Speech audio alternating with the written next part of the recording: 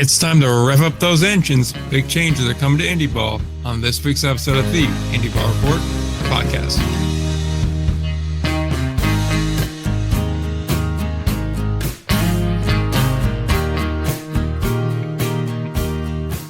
All right. We're back, episode number 359 of the Indy Ball Report podcast, the Magnesis card of podcasts. Isn't that right, Ryan?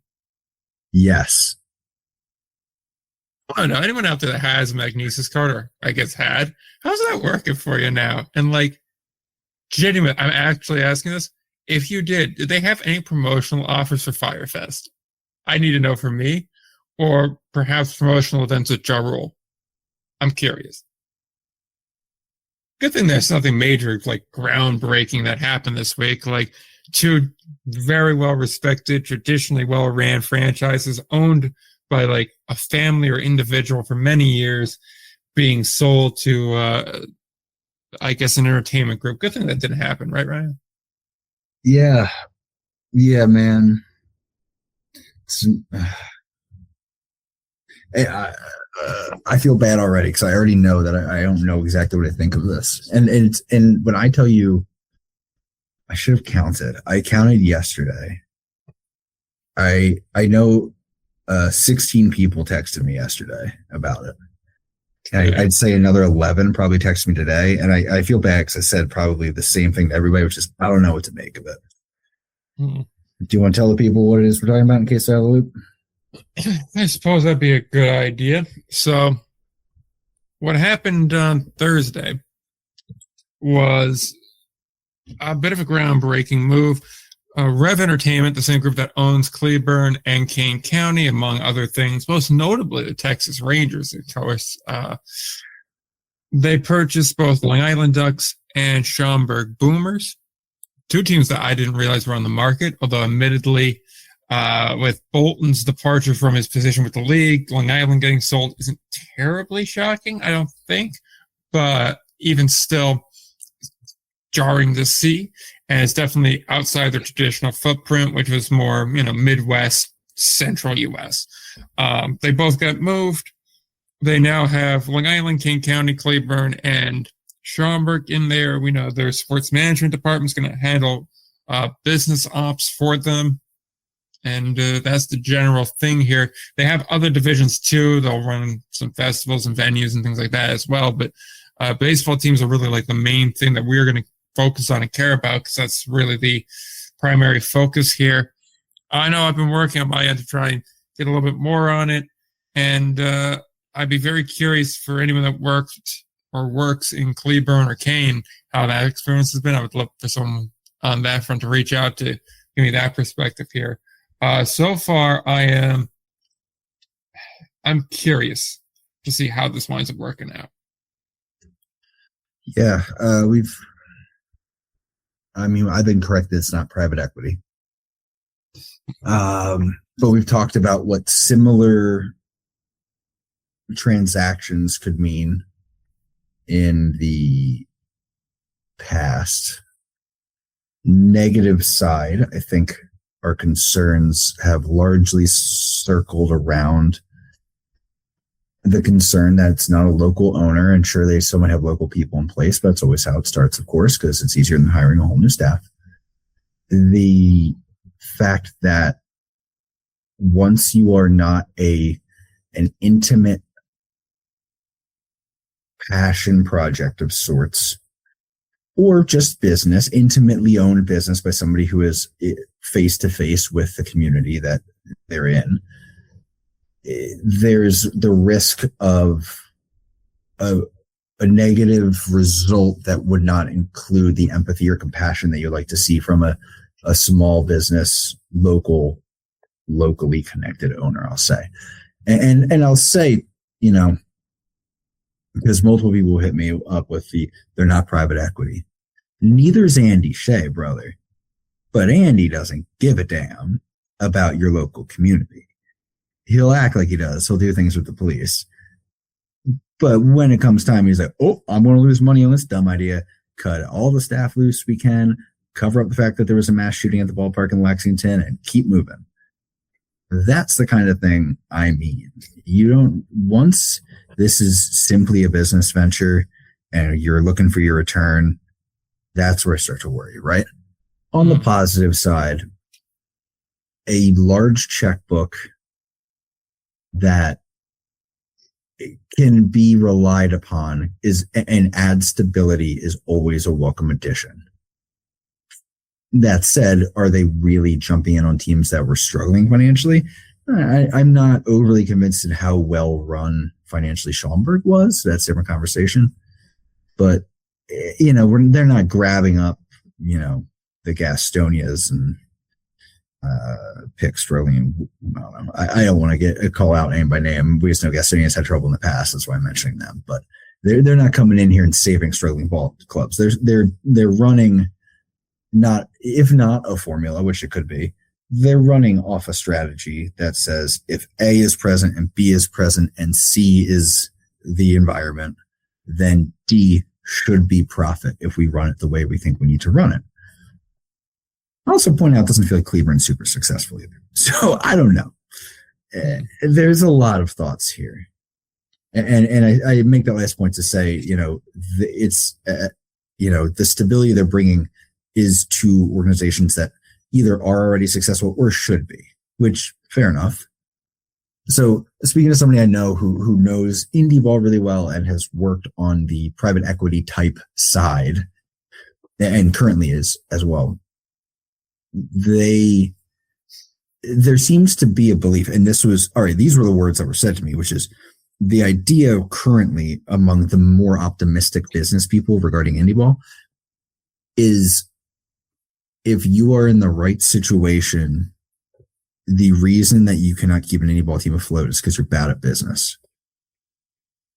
And that's how confident some people are feeling about making money in Indy Ball right now. And there's a few reasons for that. Expenses related to the affiliation are non-existent that, minor league teams have and things like that. The cost the licensing costs and things like that. There's certain things that, aren't an expense.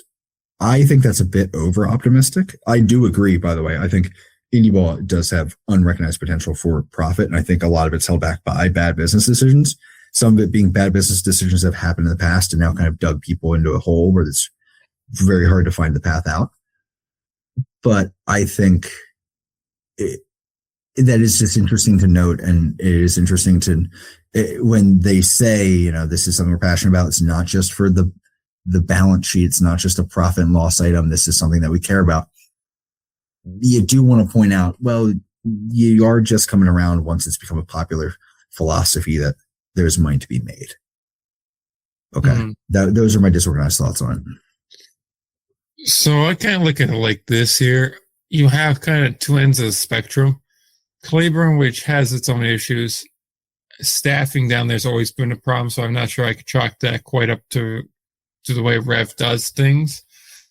Because I can't really ever remember a time where Claiborne wasn't, having to change the front office staff around 15 different ways. And then you have Kane County, which has found a lot of success on and off the field. They were always a solidly well-ran team. In all of these cases, these were pretty much individual owners / ownership groups that they're picking these teams up from. There is an MO for how they're doing this. They always seem to be around a major metropolitan area, Dallas, Chicago, New York now. So I see the vision for why they're going with the teams they are. They seemingly are willing to try things and spend money. That's the one thing I do know from the little bit on the inside knowledge I do have. It seems like they generally will let the people they hire do what they're doing and just kind of let it play itself out. To what degree that is something I don't know. But they seem to be fairly willing, and they seem to be, they seem to care for what it's worth, which is not always the case when you have conglomerates come in. I haven't gotten the sense from what goes on behind the scenes that they're just in it for money. Now, granted, that doesn't mean it's not what's happening, but it's just not the sense I've gotten. that, of course, being said, and to understand how it may come across here, they also got to know, everyone that talks to me knows who they're talking to, right? So does that taint the way they talk to me? Maybe, but I just say what I know. Of all the major groups that could have come in and start buying things up here, I know they're not private equity, but I suppose we can just kind of talk about conglomerates as a general thing, and then we'll break down into categorization from there. But whenever a conglomerate comes in, particularly for a group that has owned a team for 25 years and for 14 years, is very concerning. Salvi was investing, I believe, Gary for a little bit, and obviously Schomburg for a long time. They knew Indy Ball. They were around Indy Ball. They knew what the deal there was. In the case of Long Island, Bolton's kind of like the 1A, 1B figure along the Miles Wolff type. So clearly he understands the thing. He kind of laid the blueprint out more or less on the East Coast side of things. So you'll lose a lot by losing them. And you bring in a group here that has had a mixed bag of on-field success. So I am curious about that. I will say the other thing besides being in those major metropolitan areas I do notice is these are all groups that draw fairly well. Cleburne kind of the exception to prove the rule, but Kane draws well. Schomburg draws very well. And Long Island draws very well. Even if you want to go with Indy or baseball math to get to those numbers and want to mark it up 10% embellishment, the numbers are still very strong, very solid, still among the best in independent ball. So that seems to be something of an appeal there. And in each of these cases, I believe the team owns the ballpark or is in a solid ballpark setup to where they're not really concerned about leases or things of that nature too, which is another huge plus here. The final kind of just thing that entered my mind, and I don't know if this is something they have any intention of doing, but certainly I think the door is open to it, is we know there's going to be more restructuring of affiliated minor leagues here. Schomburg's ballpark's very nice. Long Island's ballpark's very nice. We know Long Island was approached by the Mets last time through to replace Binghamton. I do wonder if that temptation is still floated, and if it's floated, is it the kind of thing you take this time around? I'll just pause for a second to note, because it came up a couple times already, that Cleburne feels like the odd team out in the REV Indy Ball portfolio. And it is worth noting, I mean, for all intents and purposes, REV is basically, I don't know if this is the correct word they would use, but it's a subsidiary of the Texas Rangers, essentially. So them having Cleburne kind of, fit with the brand at the time. Yeah, and it makes, like, there is potentially just one of those weird, like, business connections to it. Like, it feels like there's a lot of that with the teams down there of, alum and owners who were also part owners and invested in things. Like, that might have just been not a favor, but that might have been just like a smart common sense intro into things. Also, sometimes I'm like, what are they doing? The American Association a favor? Probably not, but I do wonder sometimes, because it is that much of a head scratcher to me that people are continuing to invest in the headache that seems to be Cleburne.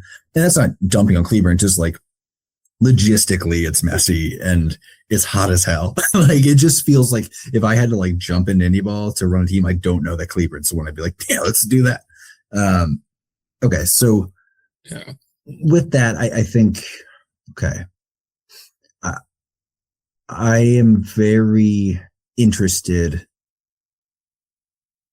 I'm interested in a couple things. Okay, here's a weird one for you, right? Yeah. And this is just spitballing. Is it weird that I'm not as worried? That my heart sank when I saw it was the Ducks that got sold, right? I knew there was work on an Atlantic League team. I was working on it, trying to like pin down what won. The Ducks wasn't even on my radar for something I was looking at, even though it should have been. The signs were all there. It's just so. Yeah, it's so you don't expect because it's shocking. Yes. So, is it weird that, and this could be a misinterpretation of how Frank Bolton thinks and sees things.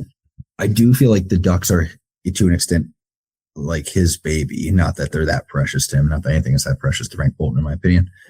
but also the Atlantic League. I think he has at least a care about the future success of it. I think, yes. Yeah, I was going to say, I think he would prefer them to do well. And I think if it fell apart and either no longer existed or became a shell of what they are, then he would feel remorse about it, and he may go, yeah, I could have or maybe should have done more to it, but I also don't know necessarily if it's going to be the kind of thing that keeps him up at night. Yeah, okay, so I'm going to actually already back up the thoughts I'm having, I guess I should say, because while I am like, I think in some ways the league is kind of precious to him, the league and the organization. We have also seen Frank Bolton make some pretty wild choices with owners and ownership. The control that he seemed to want to wield early on, where he had multiple teams and seemed very, I guess hands-on will be the way I phrase it, but having control over multiple organizations, either for the good of the organization in his mind or the league, whatever, as that he's pulled away from organizations and left them to whatever fate may call them, or left them to whatever, whatever the new owner coming in is like. Maybe he does not actually have the best track record of really caring about the long-term health of the organization or the league. I would only push back on that by saying it depends a lot on what the calculus is on the decision. What else is going on that leads to that decision here? Because there are some where I'm like, yeah, it is what it is. But then there's other ones where it's like, you're trying to save like Newark, and it's very clear what the writing is on the wall. Like, this is not a sustainable situation. So how long are you willing to, postpone the inevitable here? Bridgeport, kind of the same thing. And there was an immediate landing spot there in High Point. So it kind of works itself out. As much as it's a not great situation, it's also like, hey, I could either continue to run the team I own and profit from and have been involved with since day one, or I could continue to float all these other failing organizations. No, I get that. Yeah, like things like that. In short, I don't know. This could go very, very badly or very, very well. It's hard because the concerns I have generally about Indy Ball and our current ownership crop are resolved in large part by this move, which also then brings its own concerns, if that makes sense. And I think we've talked about this before. My concerns when it comes to affiliated ball and my issues with private equity in Indy Ball stem largely to the number of teams that are being bought up by private equity and how I see them being run a few years down the line when it comes to being a profit or loss thing. And then again, also how specifically Dime Baseball Holdings became what they are, and the shady way that was put together, which is a different conversation. When it comes to private equity and Indy Ball, I'm more open to it because a running theme of Indy Ball since it started was money is a problem. So a constant source of money can solve a lot of things. Hell, this could even be one of those things that starts to unify leagues, by the way, in the way that we've talked about in the past. However, it's tremendously difficult for me to ignore the concerns that I have based on the way I've seen. And again, this isn't a private equity firm, but once teams are being run simply as a plus or minus on a balance sheet, the things that start to happen. So that's where I worry about this, I'll say. Lastly, it's really hard to ignore what feels like something that we've talked about on the podcast for a couple of years, the increasingly looming threat of economic trouble. Yeah. And how disposable income in the middle to lower class is going to be threatened. And I don't know, would I rather it be threatened I guess I'd rather be threatened at this point for a larger company like this, because they might have to just ride it out instead of just taking the L, rather than just bankrupt some family that owns a team. And that's the end of it. But I don't know. And I hate to be like, in short, I don't know. But I guess in summary, I'm worried about it, but I'm open to it, but I'm worried about it. And I really, though I wish I did, I don't know how this ends.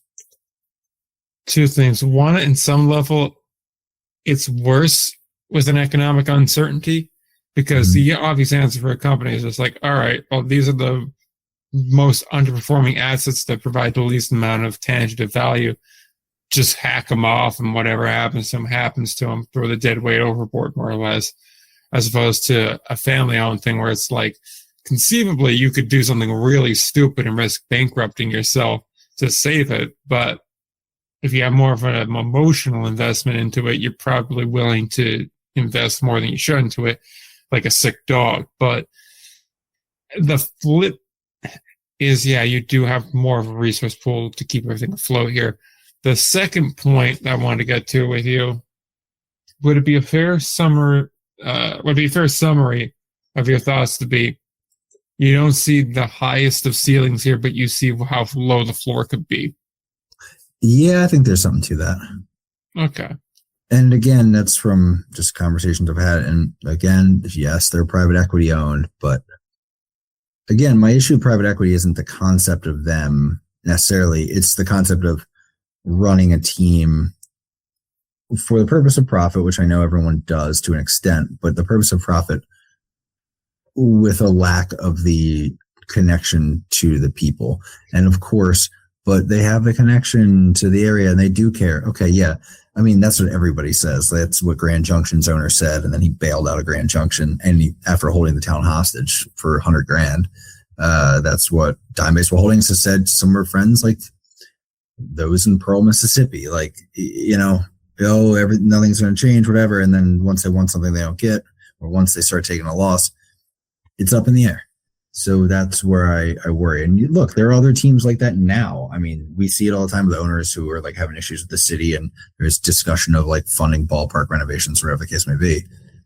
But it's a different leverage proposition as well. When it's someone who's dug in and can have connections to moving a team easily or whatever else. So that's where I worry. And here's what it is, right? And because a lot of the big things that would happen that would need league approval. I know how, I get how leagues work and it would need people to get on board. And a lot of the time I think other owners are reluctant to vote against another owner doing what they want because they might be the owner in the future trying to get what they want. The other issue is once you have a couple of these teams that are financially powerful, we've seen how the tail can wag the dog. We are aware, speaking of Sports Business Journal, what can happen. So it's something to just be aware of. The power balance has to be very delicate, and indie leagues are not very good at striking that balance. And it just opens up a different sort of potential for things going sideways, I guess is how I'll sort of rest on that. I have much to really add to that.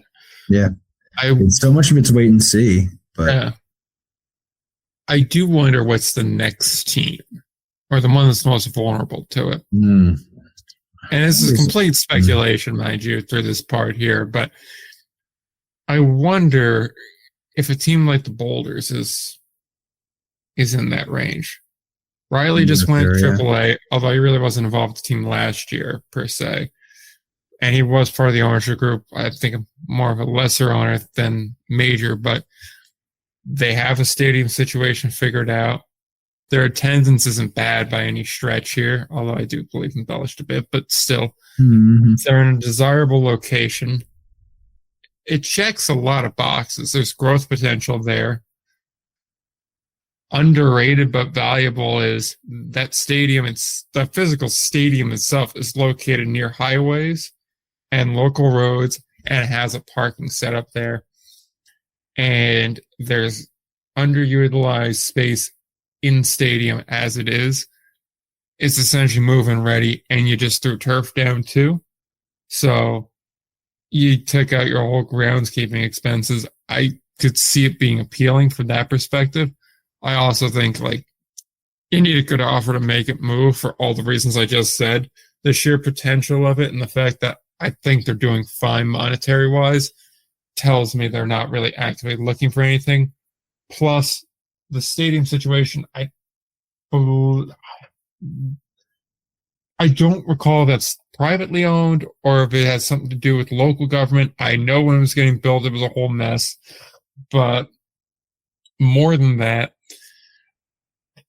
I also just don't think you'd make the kind of major investments in there if you're planning on or actively seeking any kind of a sale. That being said, I mean, I don't think either one of these teams were actively seeking a sale either. I think it just happened to be like, oh, hey, what's the deal with that? Would you be interested? And you put a good offer down and a deal happens. So same thing happens with the Boulders. I wouldn't be stunned. But that's one thing that immediately kind of came to my mind is like, it could be picked off, I think. Yeah. I had a couple thoughts too, but I'm not sure. I might keep them to myself for now. We'll see. Well, the cards are close to the vest. Yeah, I mean, I'm always looking out in the Midwest. I feel like there could be movement out there, but I mean, the other one is kind of out there too. Evansville fits a REV profile. Dude, yes. That was one of the teams I had in mind. I was like, I would see Evansville doing it. The only thing is it would probably have to do with my presumption would be based on conversations I've had with similar teams in similar situations and knowing how Reading works, which has a similar situation. A lot of it could also come down to just the parameters and other considerations that come with the historic ballpark. That's true. It does limit what you're able to actually physically do with the space. Yeah, I don't think it's a coincidence that Diamond Baseball Holdings grabbed Reading after the renovations were done on that stadium. Interesting. With everything, conglomerates themselves are something that will be omnipresent and we'll be watching for. Everything else kind of pales in comparison to that this week. I'm not going to lie to you guys. We have a Taiwanese team is going to be added to the Baseball Champions League. They'll join a Cuban team, Venezuelan, American, Mexican, and what's the other one that I'm blanking on because I don't have the thing in front of me and didn't write it down. Nicaragua? That sounds right. Yeah. I think that's what he didn't say. Yeah, I didn't say Nicaragua. Cool. As you could probably tell from this, and you may agree with me on this, I feel so guilty not caring about this because it's basically it's a version of what we've been asking for a while, of like get all the league champions together, make them play a tournament. And it is literally that. But it's also an awkward part of the year, not the championship roster you had. And it's that weird space of like, right when this is starting, we're at like the start of the major league season. So you're overshadowed. You're in the prime of like March Madness, so you're overshadowed by other sports. And at least speaking from my perspective too, I'm at this point in the season, like in a month from now, I'm going to have to start caring about the Atlantic League. And then 2-3 weeks later, I'm going to have to care about everybody else. And that's going to continue through October. And like, by the time I get to October, I'm tired, man. I'm tired, boss. I need to lay down. Like, it's, I cannot, for even the week that it runs, really bring myself to get overly invested into it.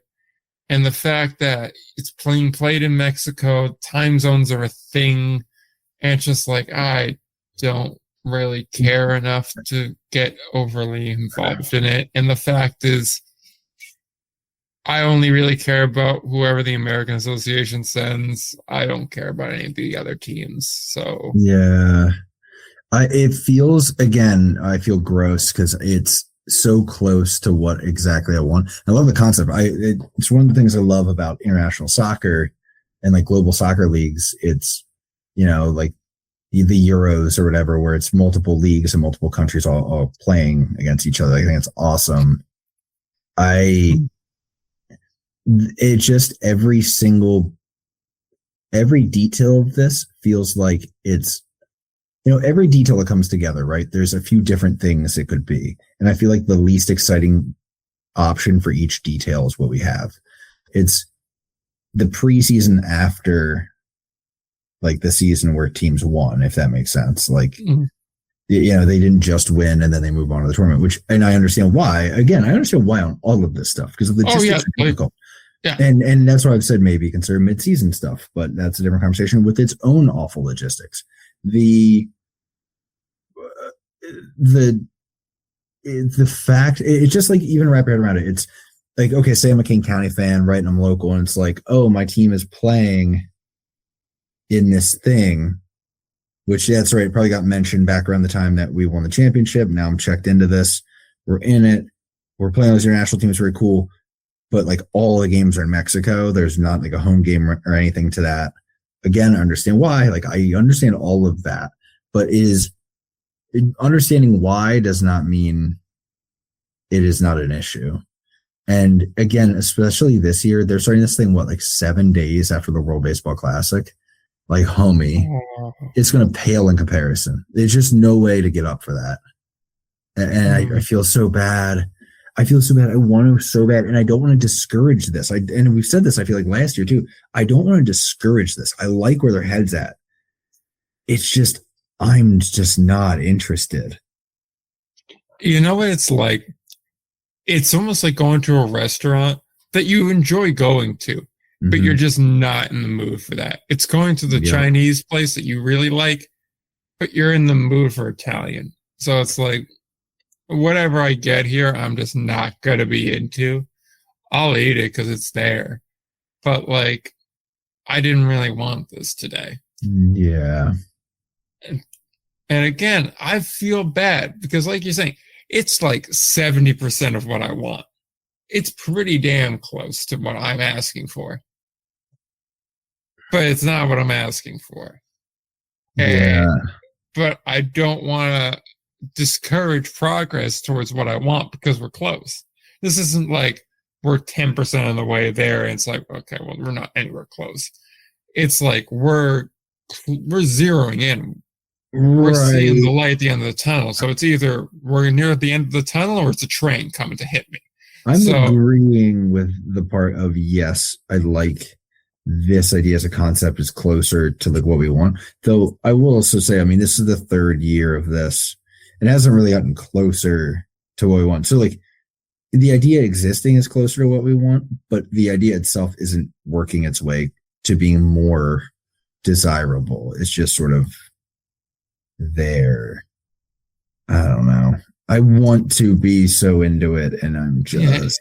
It also kind of bums me out the way they do the rosters. That's what's bumming me out. That is a huge thing with me. It's not even like it's the King County Cougars. In many ways, that's King County Cougars and friends going. It's down like there. The dudes that wanted to go to this that play in the American Association with a heavy bias towards guys that are under contract with King County or played there last year. Right. And it's like, at that point, I would rather each of these leagues just send their all-star team. Exactly right. And just like ignore entirely what the deal is. And I understand, again, like you were saying, logistics are a bitch for this. On so many different levels, and you can't put it in November because guys have winter ball and have other things going on.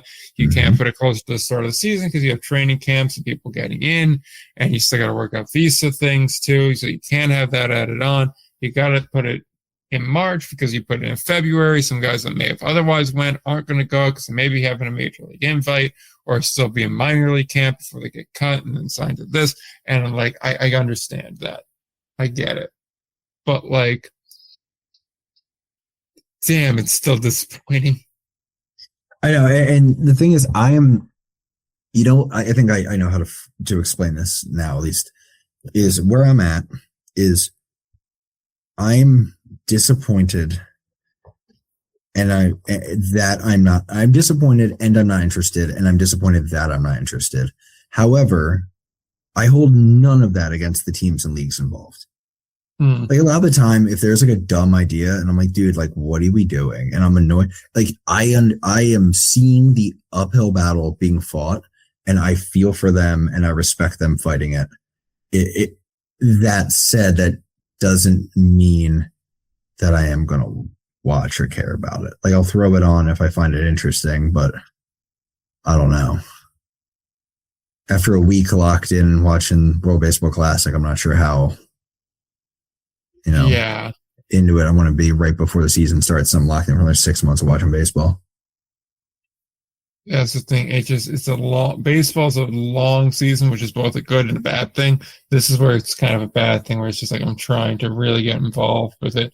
And I think part of the other thing too is like, I'll be honest, I don't really care about the LMB team that's going. I don't really care about the Cuban National Series team that's going, the Nicaraguan League team that's going to be there. For Venezuela, are they going to send that? I don't think so, because like if you go to the WBSC, that's the organizer's website, it says Curacao, but it does not mention Venezuela, the Curacao AA League. So I assume, given the political situation, we'll call it, in Venezuela, they opt to go Curacao, which is not far from Venezuela, but is its own independent nation. So it's like, we have Venezuela at home, kind of a thing. Yeah, that's really the thing too. At least that was last year's, I should say. I didn't read the whole paragraph. My mistake there. If you're going to give me, matchup of champions or all-stars, and we've been into this pitch before, I'm not going to do the whole thing, that are between the indie leagues, I'm locked in. I like the idea of it, but I'm not super interested in this. And mainly, this is a weird one too. Part of it's because I don't know. It lacks for me the option of, or the angle of, what league's the best? Because if I'm honest, the leagues aren't that close. Like, I know how they all stack. It's just, whether in this one-off game a team will knock off another one, which is fine. I mean, we still watch March Madness. Yeah. But it just doesn't, it's not scratching many of the itches I have when it comes to multi-league indie ball competition, I guess. I don't know. That's the best I can do on it. No, I totally feel bad. I'm not putting it down. I'm just explaining, if you don't see me reposting and talking a lot about this tournament, it's not because I don't respect them doing it. It's not because I don't like it. It's just that it just doesn't connect with me. And that's very rare. I'm so in the weeds. This. We're as in the weeds as it gets, and it's just kind of missing us. And maybe that's it. Maybe we're too in the weeds, and maybe this works for someone who's a little more casual, but I don't know. It very well could be. It's just, I wanted my Memorial Cup of all the 4 leagues. And quite frankly, it worked a little bad before we added the Pioneer League in, because you could have a host team and they're the other team in, exactly like the Memorial Cup. And now it's like, nah, we're going to just pick a host league and not be able to market this thing for shit. Yeah. So, okay. Or maybe we just, I don't know, perhaps kick out the Pioneer League. I don't know, maybe. I don't know. Oakland, of course, would have a major issue with that, but I give us something to post about. So, we have a couple of GM hirings. We had something in Brockton, which, okay, and Cleburne got a new GM. Do you care about either of these things? Not really. Okay, good. We're on the same page. Okay. I feel kind of bad not mentioning their names, but I'm going to be honest with you. I'll be honest here. Brockton, you didn't announce this at all. I had to find that in my regular search through it, and apparently that happened 6 days ago too. So maybe announce new leadership. Perhaps it was on Instagram, because I'm still on the hiatus from there. Because I just, I just kept not wanting to go over there. I was like, I'm an adult. I can make my own decisions. I'm choosing not to go on to there. So maybe they announced there. I don't quite know. I know they didn't announce anything on Twitter, so that's great. And the Frontier League didn't announce anything about it, and they're normally pretty good about that kind of thing. So that tells you what you need to know there. And then as far as Cleburne goes, I believe it's Jimmy Firth if I'm not mistaken. Jimmy Fresh, my mistake, was the guy for Kleberg. There's not that much. He was with USA Baseball, I believe. If it's either USA Baseball or Learfield's USA Baseball for a minute, and now he's over with Cleveland, obviously. Trying to find his profile does not really come up. He does have a Twitter account, but it hasn't done anything since 22. So that's for what it's worth. Yeah, that's pretty much it. If he's the same guy as the baseball reference page, then he's a Texas boy from Abilene. Went to Texas Tech, so that's good for him. Just had a birthday a week ago, too. That's kind of cool for him. Played or pitched 1 year for Batavia in the New York Penn League. And then when he got cut short on that season, he finished the year in Lubbock in the Texas-Louisiana League, independent, of course. And by finished, I mean he threw 2 games there for 5 2/3 and gave up 5 earned, including 3 nukes. But he did strike out 5. So he was throwing a pitch of, if you hit it, you can name it. And unfortunately for him, 3 guys named it. But 5 guys were asking what name that was. So yeah, I think it's a win, personally. And they give you a lot of fries at 5 guys. So not bad. Exactly. So I don't know what to really make of that. Lubbock Crickets, phenomenal name of a team. We'll have to do more digging on that. Yep. But yeah, that's really about it. I mean, it looks like Grand Junction's Pecos League team is getting more figured out every day. Mm-hmm. So that's what it's worth there. The USPBL is building a building across the street from their ballpark. It's going to have a bunch of stuff in it. Yep. I do Keep like an that. Eye on the USPBL. They're interesting. That's the thing. They're slowly making moves, so I give them credit on that. They're angling. People to watch. It's always good there. But yeah, I don't really have too much else to add. Bro, can we bring our favorite transactions from the week next week? I need to start talking some ball, or I'm going to drown myself in a bathtub over here. Well, I suppose we could pull that off here, which can I just briefly share with you? Sure. The Lubbock Crickets logo? Yeah, hit me, baby. Okay, Brittany. I feel like I've seen this one. I'm going to hit you so bad, they're going to call me OJ. Oh, yeah. Yeah. Okay, you pulled it up? I'm sharing it. I love that shit. It even has stirrups on. Yeah. It's something. I'm not saying I love it, home, but it's check out the Lubbock Crickets. It's unique, and that's half the battle at this point. Honestly, bring back the Lubbock Crickets. Give Cleveland a travel partner. Where was it? Oh my God, there's a second logo too. And there's a shirt with it on there. I'm going to share the shirt one with you now. We're going to go to that instead of what we got here. It should be on the same share tab. Take a look at that.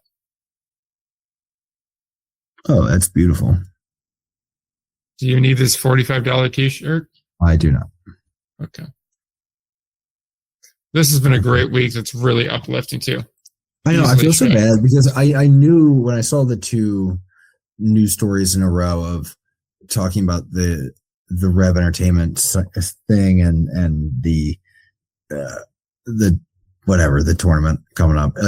I knew both of them. I was going to have the same attitude, which is, where, with the new ownership, I have a lot of bad feelings about this, but in the end, we have to wait and see.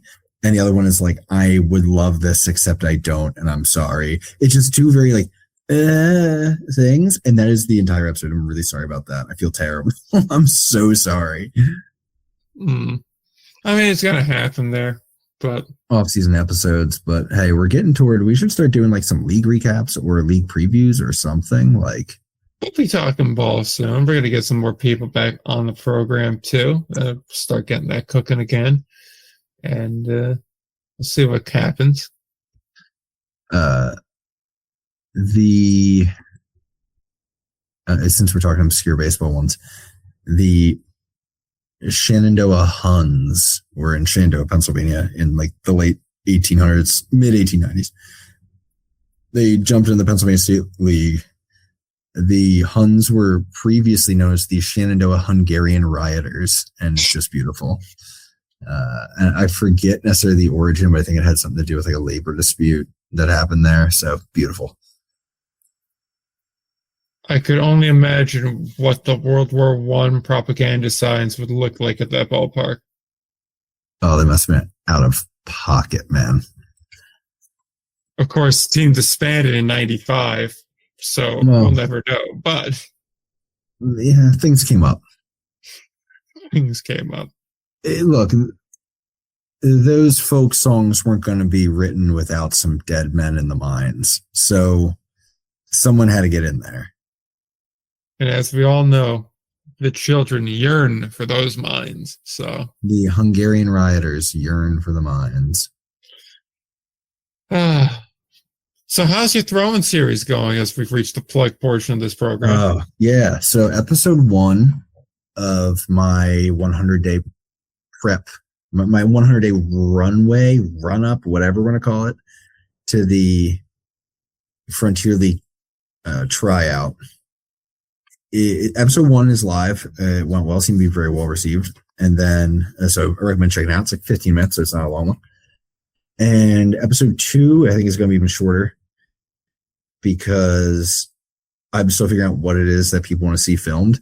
So the problem is now I have all the feedback about what people liked and didn't like. And now, but I'm doing them like a week behind. So I have time to like edit things out. But I'm looking at what people liked and I don't have much of that for the past like week and a half. So I'm like, well, I'm going to have to just to stick like glue and tape some stuff together here. A lot of the first few weeks of this has been me, on one hand, getting ready and then being completely interrupted by snow. Spoiler alert. And on the other, and in fact, the last shot of the first video is me being like day 1 of throwing, and it was like the first of the several snowstorms in a row that we've had now. And then on the other hand, it's me just trying to gather up the things I need to potentially be a halfway competent amateur baseball player at a professional baseball tryout. And learning the hard way I need it. Like, it's a big theme of the upcoming episode, which will be dropping, I think, this weekend or on Monday, depending on how timing works, is going to be the curve of, oh, wow, like my wife, Jackie, is a surprisingly good throwing partner. And then as I ramp up a little bit into the second week of throwing, being like, oh no, I'm going to murder this poor woman with the baseball. This can't happen. So we're going back to the store and we're getting a net to throw into. Like, it's just a lot of it is like one step forward, one step back, 2 steps back, as the case may be. The tragedy developing right now is I got about 6 throwing days in over the course of like the first week or so, week and a half probably. And then this snowstorm came and I just have had 5 days without throwing. And I feel, I don't know if it's accurate, but my anxiety is saying it's wasting those first few days of throwing I did, if that makes sense. Yeah, no, I get it. So I'm just wrestling with that right now. And the hitting situation is so much worse than expected. You had to hear all about that and lead up to the show today. It's all I think about. I sit in my cubicle and I think about this and how I have X number of days to show up and be competent at this tryout, not embarrass myself in front of the very people that I cover and give critical feedback to. I'm curious about a couple of things here. Sure. One, Shep's already said you're not going on a mound. So, but obviously I know throwing is for more fielding purposes. Right. And so now I'm curious to know, because I assume what he's going to do is be like, yeah, you're going to do some stuff in the outfield and then some stuff in the infield. So I'm curious to know what's your plan to practice that? That's something I haven't figured out yet. I know I have a little bit of time to figure that out, because if I can't regularly throw comfortably to like 120 to 150 feet, there's no point in me necessarily trying that. Every field is covered in snow right now. I do have some feelers out. I've been talking to some people I'm hoping to lock something in maybe with the Black Sox when they're in town. Maybe hit some Atlantic League spring training, which will run a little bit before, but not comfortably before the Frontier League tryout. And there's a couple adult league teams around here where if I show I've been kind of working my way with them, trying to talk about when you guys practice and what can we do, see if I can just get out there and just shag flies a little bit, field grounders. That is something I'm actually very comfortable with. That's not something I'm worried about. I'm still fairly good. Last time I shagged flies was not that long ago, and I was still pretty good at getting a read on a ball. I think I have slight concern about the infield, only because I've played good infield before, but even then, when I was a starting shortstop for a little while, I was not overly good with clean play. I was very good. A catcher background. I was very good at knocking a ball down and quickly making the play I had to make, which is functional but not pretty. And if I've taken any step back from what that is, that's just me missing a ball of that. You know what I mean? There's a lack of comfort all over the place. So I do have some anxiety, but I got to get on the field and start playing and figuring out some positioning and getting comfortable out there again. But there's nothing I can do. There's 12 inches of snow on the ground right now. You know what I mean? I just got an invite from some people down in Arizona to come down for a few days, but I have work, so I'm kind of navigating that right now, whether or not I can try to take that shot or not. But yeah, it's a lot. This could very well turn into a disaster that would make the White Star Line blush. Bro, it could be a disaster. We'll see. I will appreciate that line. Trying to be positive about it, and who knows. I did include a good bit of the podcast conversation with Shep when he was on here, including there was a great, I didn't even know it, but a great reaction when he was talking about the guys at this tryout and how he's like, well, that's if you make it to day 2 and there's live throwing then. And this guy's usually throwing 92, and just my face, you can see my eyes just turn off and my brain just go, and start thinking about what that means to me. And I'm glad I recorded that conversation because I didn't even remember the thing he said after that. My brain just went fuzzed out after that. The heater I'm about to drop on Twitter later, when I go and swipe your reaction off of your video, is going to be phenomenal. Bro, there's a whole slow motion zoom in on my face on that one. Oh, you just saved so much time for me. Oh, bro, the production value on this video was probably my best I've done. So shout out to that. That's a promo. I'm very happy how the first video came out. I'm less happy with how I'm getting prepared for this. I have 80 days from the time we're recording today. So we'll see. Again, my goals and my next video, I'm going to talk about goals here, but I'll give you the spoiler. The goal is to not embarrass myself, to get bat on ball. And yes, in the cage, by the way, I'm not even talking about live pitching, just to consistently make solid contact, barrel some baseballs, and be all right, that dude can functionally understand. And what I want is to leave there where when I criticize either a player or a team's play or whatever, it isn't immediately dude, getting sent clips of me. You know what I mean? Yeah. That's what it is. I can't be so bad that it delegitimizes criticism and feedback. I need it to be the last time I went to the cage was a few years ago when I was with Lexington, because I was harsh on a couple guys with PJ when I was talking to PJ Phillips, and I didn't feel super comfortable about it. And I went back to the batting cage, and I'll say I was fine. I did pretty well. And I was kind of okay. I remember how hard it is to hit a ball, and I respect that. And also I still could talk a little bit. All right. I see exactly where you're coming from, which is exactly why I'm going to show up with that Sopranos neck brace and sunglasses. What's his face? Bobby Petrino. Yeah, oh yeah. In the neck brace. Absolutely. That's exactly how I'm going to show up. You just go, my neck, my neck, I can't. So that way I can continue to talk my shit, because I've said long and before and consistently on this program, they're all way better than I have any hope of being. So I understand that when I say it, I always talk in relative to what's expected of you, is my criticism. And I make that very clear. But I also know I will embarrass the hell out of myself and there is no amount of prep work that's going to fix it. So why try and fail? Well, because I'm also trying to not just look at the disaster. You know what I mean? I'm not just trying to look at the worst case scenario here. I'm trying to also look at like the guaranteed wins out of this for me, which are, I didn't know what my last baseball game was, which always kind of bummed me out. And I think we talked about this maybe even on the podcast before, but you and I at least have. Like, the thing I'm most thankful for was my rugby retirement was very weird. I was in the middle of a game, we were blowing a team out, and I just realized I didn't want it anymore. And I decided in like probably with 30 minutes to go, it was fresh after second and a half started. I was like, oh my God, I'm done. It's over. And I got to play my last 30 minutes of rugby, knowing it's my last 30 minutes of rugby. And it was like very meaningful and important to me. Mainly because I had a bit of a forced mini retirement after an injury that caused me to, I really regretted that. I thought it was done, and I really regretted it not knowing. And I had that with baseball as well. And I'm looking at it as like, there's so many little things that you don't think about. Like, I at some point had my last catch with my dad. I at some point had my last catch with a friend.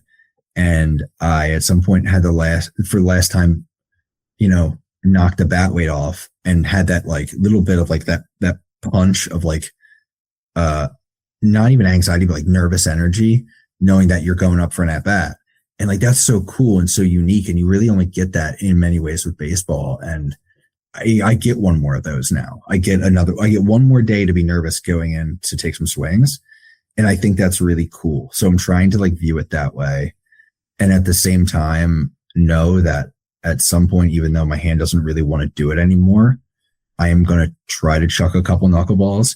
And if I even have it like a little bit, I don't give a damn what Shep says. I'm putting on a disguise and I'm chucking off the mound, dude. Like if it plays a little bit, it's showing up. The numbers off my knuckleball were hilarious. It was like K rate, it was over 9/9. And the home run rate was equally comical because only two types of knuckleballs came out of my hand: filthy and mistakes. And boy, did mistakes go far, brother. You'll know it's me though, because I'll be wearing a helmet out there. So I kind of don't make the joke on this because I felt like a really poignant way to end the show. But at the same point in time here, I need to know how much I have to give Kyle Martin to make a detour to show up to just launch a knuckleball off of you. I mean, I don't think it's going to take Kyle Martin. I know, but I want to see how far he can hit it. I think you can take any dude with high school baseball experience who shows up to this thing. Counterpoint. I know a couple of Quebec guys really well, and I'm willing to wager that if I was like, hey, why don't you guys stop by and just see if you can't nuke 1-400? I will point everyone when it comes to my pitching experience to the fact that I threw an 0-2 high fastball on a kid once when I was probably 14 at a baseball field that was played, under transmission lines that ran through the outfield. And he hit it off a transmission line. Dead ball, by the way, ground roll. But it should have gone and landed at the next township. And I ended up getting the guy to ground out. Fun result. But I knew, oh, there's levels to this. I looked that guy up. You know who he was? Who was that guy? He was a nobody, and he almost took me 750 feet. Like, it is in the back of my mind that if I don't have a nasty knuckleball, I shouldn't even know what a mound looks like. All I'm gonna say is, as you're walking off, I hope the shit you're giving pound the bicep. You got to go ahead and taunt him a bit, even though you just your ass 500 feet before a power line saved you. I used to occasionally just give the attitude walk, because look, the control was a little wonky toward the end. I could locate a fastball, but what's the point of locating a fastball? It's just going to get grooved. So it was all knuckleball, whether it was working or not. The last few times I was out there, and man, if there was always a little bit of traffic, and man, when I got out of it on a knuckleball off of a good hitter, they're furious. It's so hard not to be so obnoxious getting off the bump. You didn't just Houdini your way out of that. That's when you're your most obnoxious, though, because it's like, I shouldn't have gone away with it. I just did, and I could really piss you off. And of course, I'm going to now. And I'm going to hope to shit I'm not in this game the next time you're up, because I don't have another one of those in me. And if this doesn't go where I need it to go, oh shit, this thing's going to be flying. Well, and it's funny too to celebrate that situation, because Yeah. what So everybody I put already myself- knows from the collection of launched knuckleballs and misses I've already thrown is that the result we just witnessed was purely dumb luck to everybody, including myself.